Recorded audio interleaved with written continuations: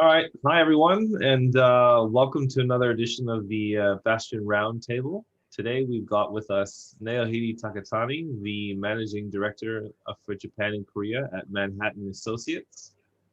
Takatan is here to talk about the current state of supply chain in Japan and share some insights in digital supply chain and any new trends coming out of COVID, specifically in the Japan-Korea market as well. So before we get into our chat with Takasan, I thought I'd give him a bit of an introduction and background. Takasan, as I mentioned, is the MD for Japan and Korea, and he's been with Manhattan for just over a year now. I actually placed Taka into this role, which is how we have the connection. Prior to his current role, Takasan has worked with companies such as Wipro, NEC, and DCM Solutions, not only in Japan, but also in the US. Takasan has a bachelor's degree in chemical engineering from Osaka University and an MBA from New York Institute of Technology. And Takasan definitely has a passion for supply chain, for technology, and also for building and high-performing teams too. So why did we want to bring Takasan on to talk today? Well, look, for me personally, there was a couple of reasons. I think there's certainly a lot of recent press around the impressive communication around Japan and the modernization of their supply chain and in digital infrastructure. So it's really going to be interesting to understand a little bit about what's it like right now. We're interested to understand what one of the largest economies in the APAC region is, how they're coping and learning from COVID as well. And also just to get some insights from an executive within one of the largest global supply chain technology companies too. So look, with saying all of that, I thought it'd be valuable to bring Takasan onto the program and give us a bit of background on what he's seeing. So Takasan, thank you for coming on today. It's a pleasure to have you. Hey, thank you too, Tony, for the opportunity. No, you're welcome. So look, I guess just to start off, can we just give us a bit of an update in terms of supply? It's a big topic, but supply chain in Japan right now, how would you describe it in June 2021? What's the current state at the moment? Okay, sure. Let me do that.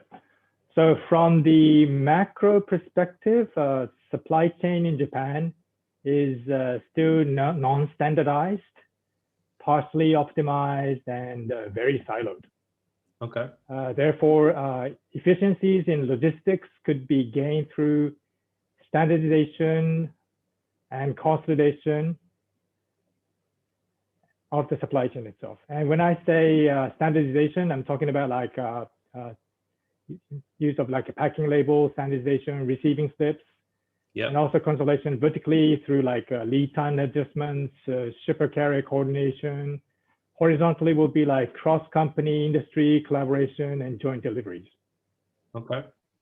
That's one thing. Yeah. The other thing is the system that supports the supply chain are independent from each other. Mm-hmm. Difficult to interface from, to, or integrate, as many are built on the legacy monolithic architecture. Okay. And the systems are not seamlessly integrated, but often connected manually, paper-based. Right. And not much tolerance to agility or changes or existence due to these factors. Okay. The other thing I want to point out is, aside from that, e-commerce market is expanding at an accelerated pace. Yep. And the rate has grown from 2.84% increase in 2010 to now 6.76%. Wow. Almost threefold in 2019. Wow. And local analysts say that by 2025, the e-commerce market will grow to 27.8 trillion yen. And therefore, brick and mortar retailers have started to decrease in sales caused by this. Right. That's what's happening.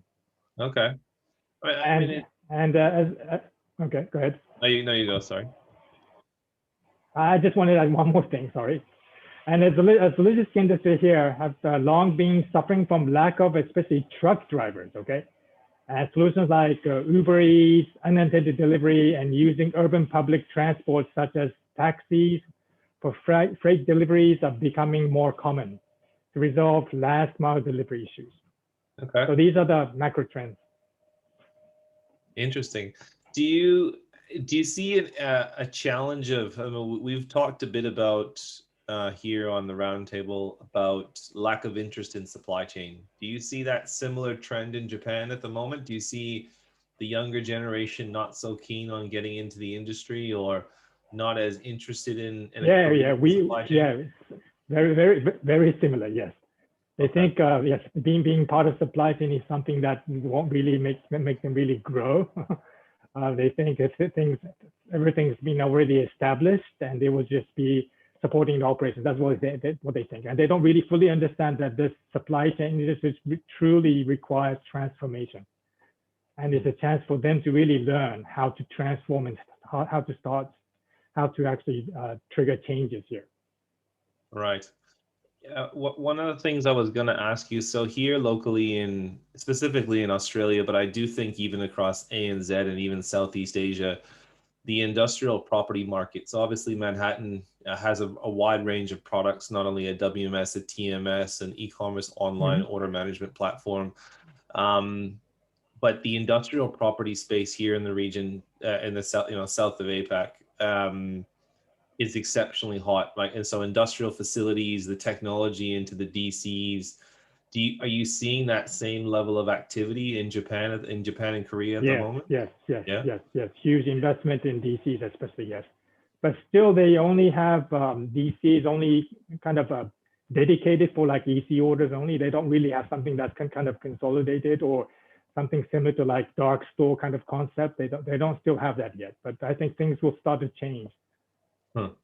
And why do you think that is? Is it just a lack of investment or a lack of foresight, or is it just a lack of planning? It's just multiple things. It's the lack of investment plus lack of the understanding and lack of agility as well, unable to change, being kind of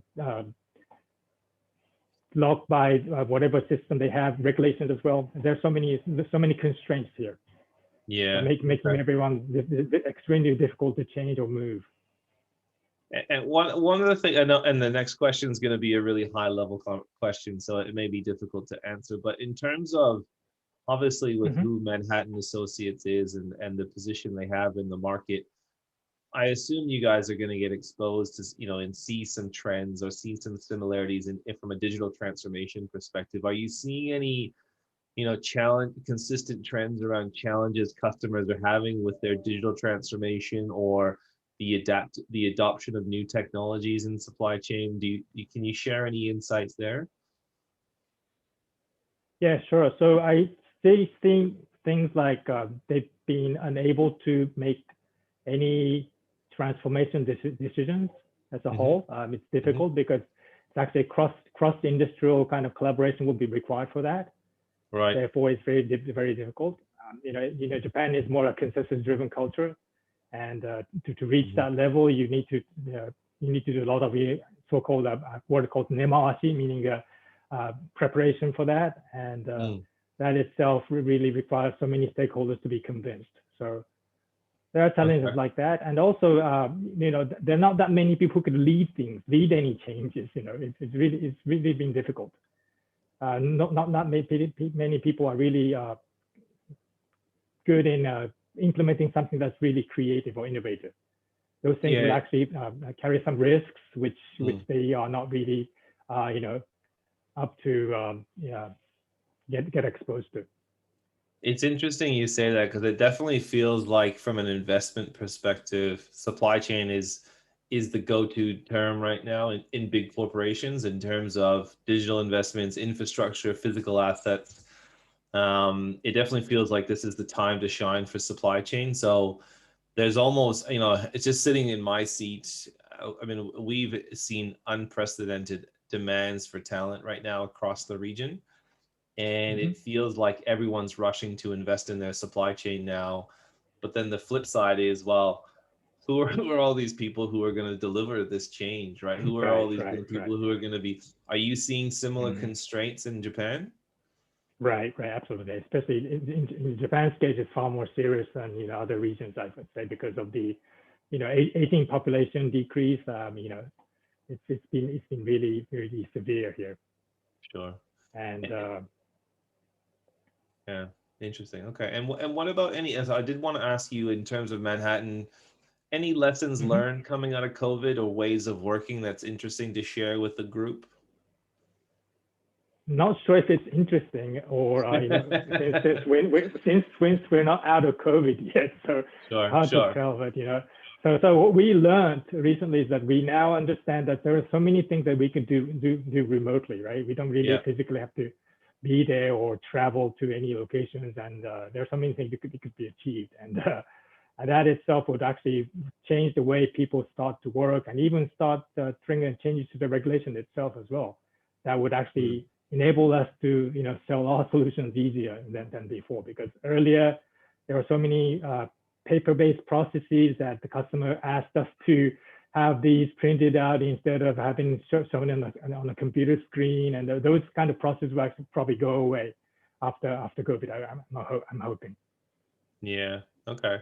No, that's fair. I mean, you're right. We're not out of COVID, but it does feel like because it's been going on for so long now that there's definitely been some lessons learned. And the point you make about um, doing more work remotely, I think we're seeing some similar things here in Australia.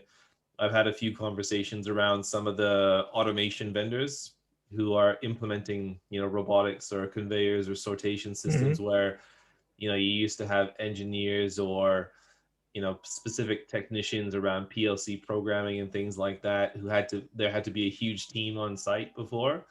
I think now you're seeing examples where some of the work or most of the work can be done remotely. It's probably slower and not as effective, but it still can be Right, done. right. So that's definitely being seen down here as well. Okay, and look, I guess I wanted to ask you the question, and I know this is nothing to do with supply chain, but I've had a number Okay. of friends down here talk about the Olympics. Anything in Mm-hmm. terms of preparation, or even are you going to be attending any events yourself, or is the country excited? How does that look at the moment? I think the country is semi-excited. They would say that 50% of the population is actually more concerned than excited, I think. Okay, And is it what yeah, concerned personally, about having people I'm come not, in? right. Yes. Okay. We're Huh. not sure whether when this fifth wave is going to come. Currently, we're in the fourth wave of the pandemic, so we're Right. kind of a little bit concerned that Olympic may bring this fifth wave to the country. So that's Yeah, one thing it's to talk uh about. it's definitely, and then that kind of hits on I know a huge investment from a government perspective and from a business perspective has come into Right, that, but it kind of hits on the point of should we be doing it at all? But that's a separate right, topic for a right, separate day. right, So look, right. Taka-san, that's all the questions we've got. So I really do appreciate you coming on today and sharing some insights with us. It was really helpful. And I hope the audience enjoyed it as well. If you have any questions for Taka-san, you can leave them in the comment section below. And I hope you enjoyed. Have a great day, everyone. Cheers. Yeah, thank you very much, Tony. Thanks. Take care.